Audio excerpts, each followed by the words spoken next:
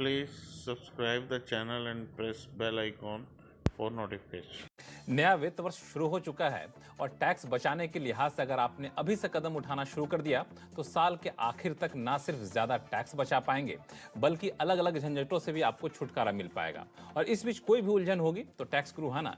जी हाँ, हर हफ्ते टैक्स बचाने के हम आपको टिप्स देते रहते हैं और हर उलझन को दूर करने की भी कोशिश करेंगे। नमस्कार, मैं हूं लक्ष्मण राय और आज आपके सवालों का जवाब देने के लिए और टैक्स बचाने के टिप्स देने के लिए हमारे साथ हैं जाने माने टैक्स एक्सपर्ट शरद कोहली साहब। कोहली साहब, आपका स्वागत है टैक्स गुरु में। और कोहली साहब से हमने कुछ खास रिक्वेस्ट किया है जो शो में आगे वो बताएंगे, इसके बारे में जानकारी देंगे। लेकिन सबसे पहले अपने दर्शकों को बता दो कि इस बार शो में क्या कुछ खास रहने वाला है। नए वित्त वर्ष में टैक्स प्लानिंग के लिहाज से क्या उठाएं कदम ताकि कम से कम हो सके टैक्स की देनदारी। अगर आप बड़े बड़े कैश ट्रांजैक्शन करते हैं तो जानिए कुछ खास नियम, वरना चुकाना होगा भारी भरकम टैक्स। और अगर आपने जीएसटी में रिटर्न की फाइलिंग की नई व्यवस्था QRMP चुनी है तो कैसे चुकाना होगा टैक्स। इन सारे मुद्दों पर बातचीत करेंगे। लेकिन जैसा कि शुरू में मैंने कहा था कि नया कारोबारी साल शुरू हो चुका है, कई लोगों के काफ़ी टैक्स कट गए होंगे। कुछ लोग अफसोस कर रहे होंगे काश यहाँ पे टैक्स बचा लिए होते तो टैक्स की देनदारी कम हो जाती, टैक्स कम कटता। लेकिन खैर, जो हो गया हो गया।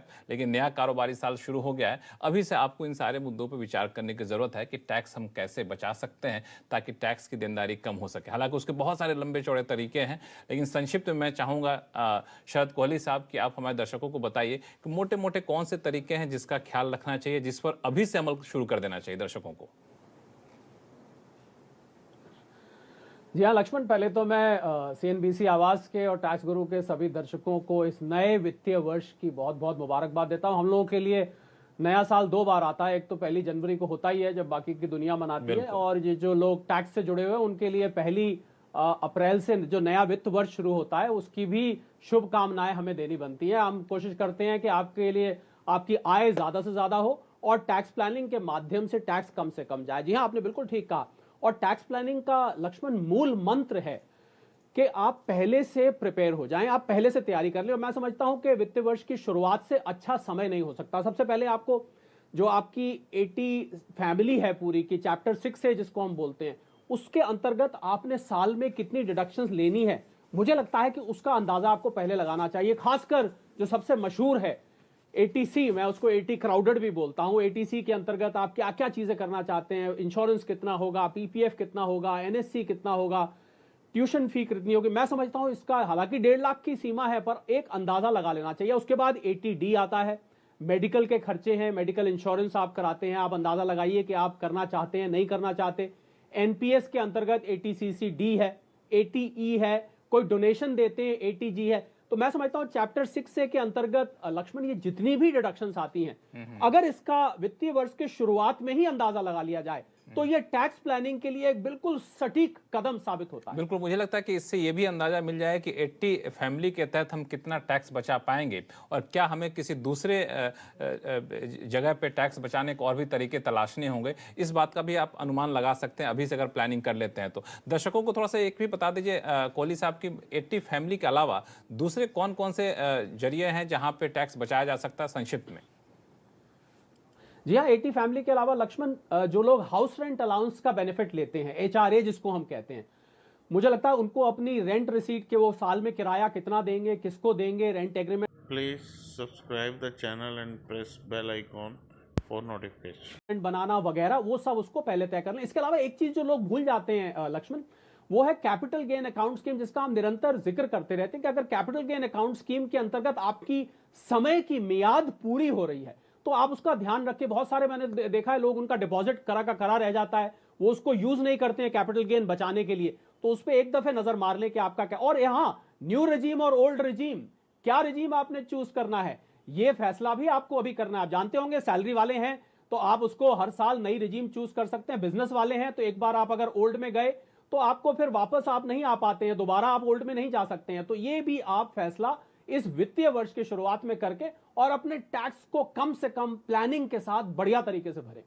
हालांकि शुरू में जैसा कि बताया कोहली साहब ने कि नए कारोबारी साल की शुभकामनाएं दी और वे भी कहा कि आप ज़्यादा से ज़्यादा कमाई करें और टैक्स भी कम से कम दें। पता नहीं कैसे संभव होगा, ज़्यादा कमाई करेंगे और टैक्स तो ज़्यादा देना ही पड़ेगा, लेकिन यही एक मूल मंत्र है जो टैक्स ग्रुप में हम देने की कोशिश करते हैं कि कमाई आपकी भले ही ज़्यादा हो लेकिन टैक्स की देनदारी हम कम करने की कोशिश करेंगे कानून के दायरे में रहकर। पूरे साल में हर हफ्ते जो एपिसोड आता है उसमें समय समय पर हम टिप्स ऐसे देते रहेंगे। फिलहाल शुरू करते हैं सवाल जवाब का सिलसिला। कानपुर से डॉक्टर करुणा शंकर मिश्रा हमारे साथ फोन लाइन पर जुड़ गए हैं। बताइए क्या सवाल है आपका? सर मैं डॉक्टर करुणाशंकर मिश्रा कानपुर से बोल रहा हूँ जी। सर। कोहली सर नमस्कार। हेलो। हाँ, आवाज आ रही है, नमस्कार बताएं। डॉक्टर साहब। हाँ कोहली सर नमस्कार। मैं आपका बहुत बड़ा फैन हूँ क्योंकि आपका जो बताने का इनकम टैक्स का जो शेड्यूल्स वगैरह का और जो गाइड करने का तरीका है बहुत ही अच्छा है और मुझे बड़ी मदद मिलती है। मेरा एक क्वेश्चन था सर कि मेरा हर माह जो है मैं सैलरी पेड हूँ और मुझे इंटरेस्ट फ्रॉम अदर इनकम्स में जो सेविंग अकाउंट है उससे है कुछ इनकम और कुछ शेयर से हो जाती है लॉन्ग टर्म कैपिटल गेन्स वगैरह में, शॉर्ट टर्म कैपिटल गेन में थोड़ा बहुत। और सर मेरा क्वेश्चन ये था कि जो पिछले साल जो है और उसके पिछले साल भी मुझे सेक्शन 234 सी में ब्याज लग गया था, जबकि मेरा हर महीने जो है डिडक्शन रेगुलर जो है मेरे डीडीओ के द्वारा किया जाता है। और इसमें जो है जो मैं फॉर्म ITR 2 भर रहा था तो इसमें जो इनकम टैक्स का वो है सर कि प्रत्येक तिमाही में 15%, 45%, 75% एवं 100% जो मुझे देना चाहिए, डिपॉजिट करना चाहिए, उससे मेरा ज़्यादा ही डिडक्शन हो जाता है। लेकिन 26 AS में वो टाइमली शो नहीं होता है, तो उस वजह से मुझे 234 C का जो है मेरे ऊपर ब्याज लगा। तो सर इसमें मैं ये जानना चाहते थे कि इसमें क्या मुझे कैसे ये रेक्टिफाई हो सकता है और इसमें जो डीडीओ है उसकी भी क्या रिस्पॉन्सिबिलिटी है, जबकि मेरी कोई इसमें फॉल्ट नहीं थी, फिर भी मुझे जो है इस तरह का जो है वो देना पड़ा ब्याज। बिल्कुल, कोहली साहब बताएं। जी हाँ डॉक्टर मिश्रा, ऐसा हो जाता है। पहले 234C होता है, जब आपका जो एडवांस टैक्स जितना जिस तारीख पे निर्धारित है वो नहीं जमा होता तो 234C के अंतर्गत ब्याज लग के आ जाता है। अब आपने कहा आपका डीडीओ समय पे हो सकता है डॉक्टर मिश्रा कि वो समय पे डिपॉजिट ना करा रहे हो। ये भी हो सकता है कि जो इक्विटेबल डिडक्शन होती है, इक्विटेबल डिडक्शन का अर्थ होता है कि बराबर बराबर जब आप सैलरी पे खासकर टैक्स काटते हैं तो वो बराबर बराबर कटना चाहिए। कई बार वो ऊपर नीचे हो जाता है। ये भी हो सकता है कि जमा टाइम पे नहीं किया गया हो।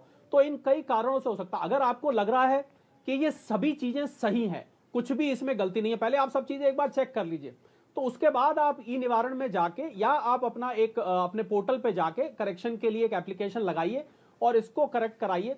पर मुझे लग रहा है कि अगर 234, क्योंकि 234C सिस्टम से लग के आता है, तो कहीं ना कहीं अवश्य टैक्स के डिपॉजिट में डिले हुई होगी। आप एक दफे इसको पुनः चेक करें। मुझे उम्मीद है कि आपको वहीं कहीं इसका कारण निकल के दिखाई दे जाएगा। अगर फिर भी दिक्कत आती है तो डॉक्टर मिश्रा आप हमें लिखिएगा, हम लोग उस दिक्कत को भी दूर करने की पूरी कोशिश करेंगे। फिलहाल लेते हैं अगला सवाल जो कि ट्विटर के जरिए आया है, रीता बिंद्रा जी का आया है। इनके पास लंबे समय से फ्रैंकलिन टेम्पल्टन म्यूचुअल फंड की होल्डिंग थी। फंड की कुछ स्कीमों के जरिए इनको पैसा मिला। ये पूछ रहे हैं कि कंपनी की ओर से वक्त से पहले रिडम्पशन करने और उस रकम को दोबारा निवेश करने पर क्या long term capital gains tax देना पड़ेगा? कोहली साहब। जी हाँ रीटा जी, अगर समय से पहले रिडेम्पशन हो जाता है तो देखिए capital Please subscribe the channel and press bell icon for notification. Gain लगता है 3 चीजों पे। आपने कितने पीरियड होल्ड किया है, आपको प्रॉफिट हुआ है कि नहीं हुआ, और आपका रिडेम्पशन हुआ है कि नहीं हुआ। तो कंपनी ने समय से पहले किया, ये इस बात को डिसाइड नहीं करेगा कि टैक्स लगेगा कि नहीं लगेगा। अगर वो लॉन्ग टर्म है तो उस पर लॉन्ग टर्म कैपिटल गेन लगेगा। और दूसरा आपने पूछा कि क्या री इन्वेस्ट करने पर ये टैक्स बचेगा। जी नहीं, म्यूचुअल फंड्स में ये सुविधा उपलब्ध नहीं है। ये सुविधा केवल आप मकान बेच के मकान खरीद रहे हैं या कोई और एसेट बेच के मकान खरीद रहे हैं, 54F जिसको हम कहते हैं, वहां पर ये सुविधा है। म्यूचुअल फंड में दोबारा इन्वेस्ट करने पर रीटा जी ये आपको बेनिफिट नहीं मिलेगा। इसमें कोहली साहब एक कैच ये है कि ये फोर्स्ड रिडेम्पशन था, यानी इन्होंने मांगा नहीं था। जो फ्रैंकलिन टेम्पल्टन का मामला उठा था तो इनको मजबूरन कंपनी की तरफ से दिया गया कि आप ले लीजिए, इन्होंने खुद से रिडेम्पशन नहीं कराया था। तो इसका कोई टैक्सी देनदारी पर असर पड़ता है? जी हाँ लक्ष्मण, क्योंकि पीरियड देखा जाएगा। देखिए खरबूजा छुरी पे गिरे या छुरी खरबूजे पे गिरे, कटना तो खरबूजे को ही पड़ेगा लक्ष्मण। ये नियम यहाँ लगता है। मतलब आपका फोर्स रिडेम्पशन हुआ, अर्ली रिडेम्पशन हुआ या आपने रिडेम्पशन किया, प्रश्न ये उठता है कि आपका कितने पीरियड होल्डिंग रहा और उस पर कैपिटल गेन हुआ कि नहीं। तो फोर्स रिडेम्पशन इसमें एक कंडीशन लक्ष्मण नहीं बनती है, कैपिटल गेन देना तब भी बनेगा। बिल्कुल, आपके समझाने का जो ये तरीका है कोहली साहब, इसी के को लेकर हमारे दर्शक बड़े कायल रहते हैं कि काफ़ी आसान भाषा में आप समझाते हैं कि भले ही फोर्स रिडेम्पशन हो या फिर ना हो, आपने खुद लिया हो, आपको टैक्स की देनदारी उतनी ही बनेगी। चलते हैं अगले सवाल के पास, जो कि मुजफ्फरनगर से जलील अहमद साहब का आया है। ये हमारे साथ फोन लाइन पर जुड़ भी गए हैं। बताएं अहमद साहब, क्या उलझन है आपकी? मैंने आईसीआईसीआई लाइफ इंश्योरेंस का यूनिट लिया था 10 साल पहले जी। 1 लाख रुपए जमा किया था वन टाइम, और इसमें जो इंश्योरेंस अमाउंट लिखा था 1,25,000। तो मैंने वेट किया पूरे 10 साल और मुझको फिर अब मैच्योरिटी अमाउंट मिला है 2,26,000 इस तरह। उसमें टीडीएस भी कटा 4,700। ठीक है। तो मैं जो अंडर इंप्रेशन था कि यूनिट का ये अमाउंट टैक्स फ्री होगा, लेकिन जब टीडीएस कटा तो मुझे लगता है कि इससे शायद टैक्स देना पड़ेगा। तो इसमें कितना मुझे कुछ तो फ्री होगा? जी हाँ अहमद भाई, हम आपको तरीका बता देते हैं कि कैसे कैलकुलेट किया जाता है। देखिए, पहली बात तो इंश्योरेंस पर लोग ये मानते हैं 1010D के अंतर्गत मैच्योरिटी पर टैक्स नहीं लगता। वो वहां नहीं लगता है जहां आपका प्रीमियम 10% 2012 के बाद या 20% 2000 पहले से पूरे सम एश्योर्ड का उतनी लिमिट पर हो। तो वो तो है नहीं इसमें, क्योंकि ये तो यूलिप है। तो पहली बात तो इस पर टैक्स लगेगा, 1010D की एग्जेम्पशन नहीं आएगी। अब प्रश्न ये उठता है कि किस प्रकार लगेगा। देखिए, अगर तो ये जो यूलिप का जो कंपोजिशन है, ये आपको आईसीआईसीआई प्रू के पास दोबारा जाके जानना पड़ेगा कि मान लीजिए 65% से ऊपर इसमें इक्विटी कंपोनेंट है, तो इसको इक्विटी कंपोनेंट मान के इस पे लॉन्ग टर्म कैपिटल गेन लगेगा। और अगर इस पे इक्विटी कंपोनेंट 65% या उससे कम है, तो फिर ये डेट फंड माना जाएगा और इस पे 20% लगेगा। और मान लीजिए इस यूलिप का कंपोजिशन इन दोनों कैटेगरी में नहीं है, या वो आईसीआईसीआई प्रू ने किसी और तरीके से किया हुआ है, तो कुछ ऐसा भी मानते हैं कि इसके इनकम फ्रॉम अदर सोर्सेज में आपके स्लैब रेट पे टैक्स लगेगा। तो अब मूल मंत्र यह हुआ कि आपको एक बार आईसीआईसीआई प्रू से इस पूरे यूलिप का जो इन्वेस्टमेंट कॉम्पोजिशन है वो एक बार पूछ लेना चाहिए। मैंने आपको तीनों बता दिए, तीनों में से कोई एक ना एक अवश्य लगेगा, परंतु टैक्स लगेगा अहमद भाई, ये पक्का है। चलिए, उम्मीद करते हैं कि अहमद भाई को उनकी उलझनें दूर हो गई होंगी। फिलहाल वक्त है छोटे से ब्रेक का। ब्रेक के बाद आपको बताएंगे कि पत्नी के नाम प्रॉपर्टी खरीदकर उन्हें ही चुका रहे हैं किराया, तो क्या आप ले पाएंगे टैक्स छूट? लौटते हैं छोटे से ब्रेक के बाद।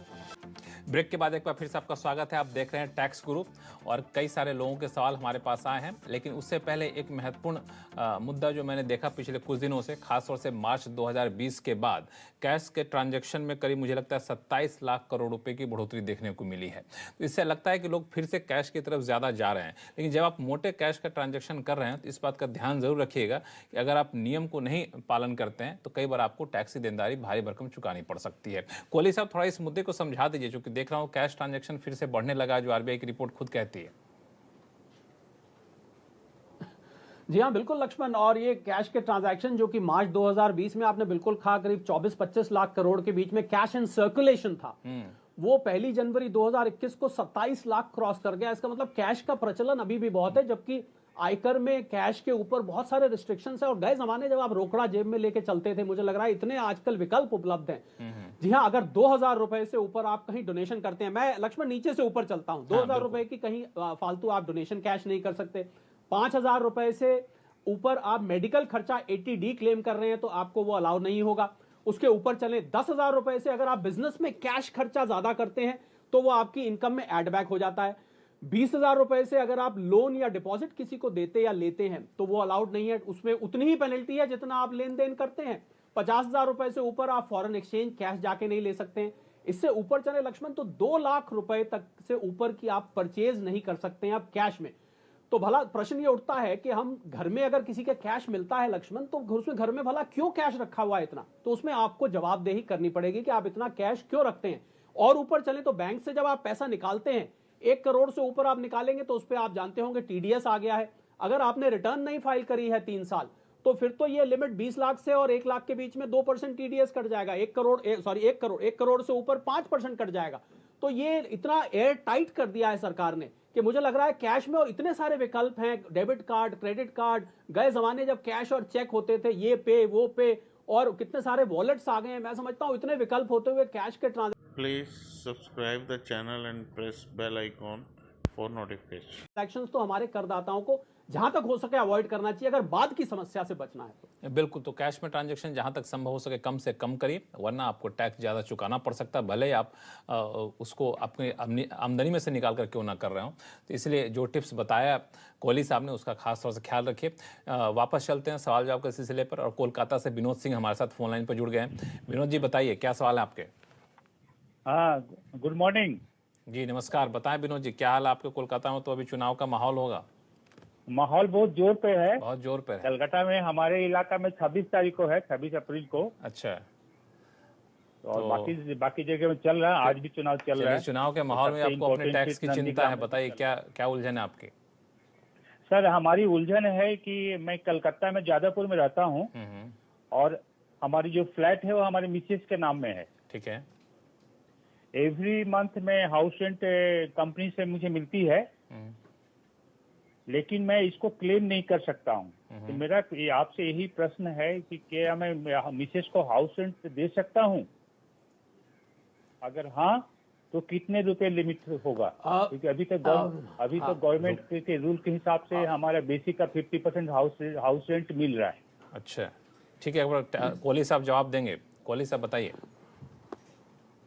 जी हाँ विनोद जी, देखिए पति पत्नी कहा जाता है कि एक ही गाड़ी के दो पहिए होते हैं, पर आयकर के लिहाज से मैं आपको बता देता हूं, अगर आप जॉइंट मकान में रहते हैं या पत्नी के नाम मकान में रहते हैं, इसमें विनोद जी आप रेंट रसीद ले सकते हैं। उसमें शर्त यह है कि आप बकायदा रेंट एग्रीमेंट होना चाहिए, आपके अकाउंट से उनके अकाउंट में रेंट ट्रांसफर होना चाहिए। परंतु, अब ये परंतु बहुत ध्यान से सुनने वाला है, कि अगर इस मकान की खरीद में आपका पैसा भी लगा है, मतलब आपकी पत्नी का सेल्फ अर्न, खुद का कमाया हुआ या खुद की सेविंग्स के अलावा आपका पैसा भी लगा हुआ है, मान लीजिए आधा आपका लगा हुआ है आधा उनका, तो जितना आप रेंट देंगे ना विनोद जी, उसका आधा आपकी इनकम में जाके वापस जुड़ जाएगा सेक्शन 64 के अंतर्गत। तो इस बात पे ध्यान रखिए, और अगर आपका नहीं लगा हुआ है या कुछ अंश लगा हुआ है तो उस अंश का आप बेनिफिट ले सकते हैं, पर रेंट एग्रीमेंट होना चाहिए, पेमेंट बकायदा बैंक से जानी चाहिए, और एक रेंट रिसीट जरूर आप अपनी पत्नी से ले लीजिए। पत्नी को कितना अच्छा लगेगा बुरा लगेगा उसमें हम दखल नहीं देते हैं, वो बिल्कुल आपका अंदरूनी मामला है, लेकिन जो इन्होंने तरीका समझाया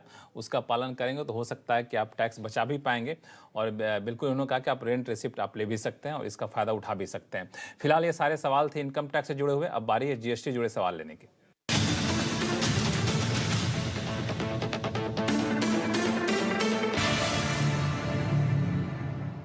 चलिए चलते हैं गुरुग्राम, जहां से शैलेंद्र सिंह तिवारी साहब हमारे साथ फोन लाइन पे जुड़ गए हैं। शैलेंद्र जी बताइए, क्या सवाल है आपका? सर, मेरा नाम शैलेंद्र तिवारी है जी, और मेरा एक रेस्टोरेंट है। अच्छा। और अभी गवर्नमेंट ने एक स्कीम इंट्रोड्यूस की है, QRMP, quarterly return filing and monthly payment. मुझे समझ में ये नहीं आ रहा है कि इसमें अपनी लायबिलिटी को पेमेंट कैसे करूं, लाइक हर मंथ में पेमेंट करूं, फर्स्ट 2 मंथ की लायबिलिटी को पेमेंट कैसे किया जाए, फर्स्ट 2 मंथ एवरी मंथ या लास्ट 3 मंथ कंप्लीट होने के बाद इसको किया जाए, इसके बारे में बता पाएंगे आप? बिल्कुल कोहली साहब, मैं चाहूंगा कि आप थोड़ा सा पहले से इस स्कीम के बारे में बता दीजिए और फिर इनके सवाल का जवाब दीजिए। हाँ बिल्कुल देखिए, QRMP छोटे और मझौले जो बिजनेस वाले हैं उनके लिए सरकार ने इंट्रोड्यूस किया है कि उनको हर महीने रिटर्न ना फाइल करनी पड़े। इसको क्वार्टरली रिटर्न मंथली पेमेंट बोलते हैं, मतलब रिटर्न क्वार्टर में एक बार जाएगी, परंतु टैक्स इसका हर महीने जाएगा। वही मेरे ख्याल शैलेंद्र जी पूछना चाह रहे हैं कि अगर रिटर्न क्वार्टरली जाएगी तो टैक्स मंथली कैसे जाएगा। जी हाँ बिल्कुल शैलेंद्र जी, हम आपको बता देते हैं। आप 2 ऑप्शंस आते हैं उसमें मंथली पेमेंट के, एक आपको चूज करना पड़ेगा। एक होता है 35%, वो अपने आप कैलकुलेट करके पिछले क्वार्टर का लगभग 1/3 वो कैलकुलेट करके आपको खुद ही बता देगा, आप उतना टैक्स दे दीजिए। दूसरा ऑप्शन ये होता है कि अगर आप महीने का एग्जैक्ट इनपुट आउटपुट एग्जैक्टली निकाल सकते हैं तो आप एग्जैक्ट पेमेंट भी कर सकते हैं। तो QRMP के स्कीम के अंतर्गत या तो आप 35% वाला ऑप्शन चुन लीजिए, उसमें वो अपने आप 35% पिछले क्वार्टर से दे देगा, या आप उसको स्वयं कैलकुलेट करके एक्चुअल फिगर पहले के 2 महीनों में जमा करा सकते हैं। मुझे उम्मीद है आपको पूरा समझ आया होगा और आप QRMP का पूरा लाभ उठाएंगे। शैलेंद्र जी, आपकी उलझनें दूर हो गई? जी सर, क्लियर हो गया सर, थैंक यू सर। चलिए बहुत बहुत धन्यवाद हमारे टैक्स गुरु शो में कांटेक्ट करने के लिए। फिर भी कोई उलझन हो आगे, Please subscribe the channel and press bell icon for notification. तो आप लिखते रहिएगा, हम लोग आपके सवालों के जवाब देते रहेंगे। चलते हैं देहरादून, जहां से सुनील दत्त शर्मा जी हमारे साथ फोन लाइन पर जुड़ गए। सुनील जी बताइए, क्या उलझन है आपकी? नमस्कार कोहली जी, मैं आपसे पूछना चाह रहा था, मैंने एक मार्च 2020 में कमर्शियल स्पेस लिया था जिसका कि रेंट जीएसटी के साथ में पे करना था, और मैंने वो विद इन 6 मंथ्स वो खाली कर दिया ड्यू टू कोविड-19, वो चला नहीं शोरूम। अब मैंने मकान मालिक को पूरा रेंट पे कर दिया है विद जीएसटी, लेकिन वो जो मकान मालिक हैं वो उन्होंने अपना जीएसटी में उसका टैक्स जमा नहीं किया है जो मैंने उनको पे किया है। अच्छा। और ना ही वो अब उसको जमा कर रहे हैं, वो डिनाई कर रहे हैं क्योंकि मैंने शोरूम खाली कर दिया। तो अब मैं उस टैक्स का इनपुट नहीं ले पा रहा हूँ। तो आप जानना चाहते हैं इनपुट कैसे लें? इनपुट कैसे लें, और अगर वो नहीं मिलता है तो उनके खिलाफ कोई एक्शन जीएसटी की तरफ से लिया जा सकता है, पोर्टल की तरफ से, या मुझे अपने ही लेवल पे कुछ करना होगा? जी हाँ, बिल्कुल बिल्कुल बिल्कुल बिल्कुल बिल्कुल सुनील जी, इसका एक्शन उनके अगेंस्ट लिया जा सकता है, पर आपको इसकी इंफॉर्मेशन पहुंचानी पड़ेगी। आपको मैं 2 तरीके बताता हूं। एक तो ई कम्युनिकेशन है, अभी नया एक फैसिलिटी इंट्रोड्यूस करी है पोर्टल पे, वहां जाके आप डायलॉग करें उसके साथ तो आपका डायलॉग रिकॉर्ड पे आ जाएगा। दूसरा, मैं आपको ये भी सलाह दूंगा, अपने इलाके के जो जीएसटी कमिश्नर हैं आप उनको जाके एक लिखित अर्जी दीजिए कि मैंने जो है ये पे किया है और पे करके मेरे लैंडलॉर्ड साहब इसको जमा नहीं करा रहे हैं, मैं इसका इनपुट नहीं ले, उनके खिलाफ पूरा यकीन है, मुझे पूरा विश्वास है सुनील जी, उनके खिलाफ कार्रवाई की जाएगी और आपको इसका खामियाजा भुगतना नहीं पड़ेगा। बिल्कुल, ऐसे कई सारे सवाल आते हैं कोहली साहब, जहां पे टैक्स तो चुका दिया होता सामने वाला शख्स, लेकिन उधर से जीएसटी नहीं चुकाया जाता है तो आईटीसी नहीं मिल पाता है। और आपने बहुत सही तरीका बताया कि अगर जीएसटी के विभाग को इसकी जानकारी दी जाए तो वो भी अपने स्तर से कार्रवाई कर सकते हैं। मुझे लगता है कि सिस्टम में भी थोड़ा सा इस तरह से बदलाव करना चाहिए, ताकि जिन्होंने टैक्स चुका दिया उनकी तो कोई गलती है नहीं, उनका इनपुट टैक्स क्रेडिट आप क्यों रोक रहे हैं? सामने वाले नहीं चुकाया वो तो उसकी गलती है। खैर, ये जीएसटी का स्ट्रक्चर है, अभी तो कानून यही कहता है कि सामने वाला जब तक कि नहीं चुकाएगा आपको आईटीसी नहीं मिलेगा, और अगर नहीं चुकाता है तो आप इसकी शिकायत जरूर कर सकते हैं जीएसटी में। हो सकता है जीएसटी विभाग इस पर आगे कार्रवाई करे। फिलहाल वक्त है छोटे से ब्रेक का। ब्रेक के बाद आपको बताएंगे अगर आप कैश में कर रहे हैं भुगतान तो क्या इनपुट टैक्स क्रेडिट लेने में होगी परेशानी। लौटते हैं छोटे से ब्रेक के बाद। ब्रेक के बाद एक बार फिर से आपका स्वागत है। आप देख रहे हैं टैक्स ग्रुप, और दिल्ली चलते हैं जहां से मोनिका हमारे साथ फोन लाइन पर जुड़ गई। मोनिका, बताइए क्या सवाल आपके? जी, मैं ये पूछना चाहती हूँ कि मैं कॉस्मेटिक प्रोडक्ट में डील करती हूँ, तो जब मैं डील करती हूँ तो मेरे ऑफिस से मेरे बैंकिंग फैसिलिटीज़ बहुत दूर हैं, तो मुझे बहुत सारे खर्चे कभी कभी अर्जेंटली कैश में करने पड़ते हैं। तो मेरा क्वेश्चन ये था कि अगर मैं कोई खर्चा कैश में करती हूँ तो क्या कोई जीएसटी में कोई लिमिट है कि कैश में खर्चा करने से आपको आईटीसी नहीं मिलेगा, इससे ऊपर अगर आप खर्चा कैश में करेंगे तो आपको आईटीसी नहीं मिलेगा, तो क्या जीएसटी में ऐसा कोई लिमिट है? जी नहीं मोनिका जी, ऐसा जीएसटी में ऐसा कोई लिमिट नहीं है। आयकर में अभी हमने शो के शुरू में जरूर जिक्र किया था कि सेक्शन 40A3 के अंतर्गत 10,000 से ऊपर अगर आप कोई कैश खर्च करते हैं तो वो आपके प्रॉफिट में ऐड बैक कर दिया जाता है। परंतु जीएसटी में मोनिका जी अभी कैश के लिमिटेशन कोई नहीं दी गई है, आप बेशक कर सकते हैं, परंतु इनकम टैक्स का ध्यान जरूर रखिएगा। टैक्स गुरु में फिलहाल इतना ही। कोहली साहब, आपका बहुत बहुत शुक्रिया हमारे सभी दर्शकों के सवालों का जवाब बेहद आसान भाषा में देने के लिए। और आपके पास कोई भी सवाल हो, चाहे इनकम टैक्स से जुड़ा हुआ हो या फिर जीएसटी जुड़ा हुआ, आप हमें लिख भेजिए tax@moneycontrol.com पर। आप अपने सवाल के साथ अपना मोबाइल नंबर लिखना ना भूलें। नमस्कार। Please subscribe the channel and press bell icon for notification.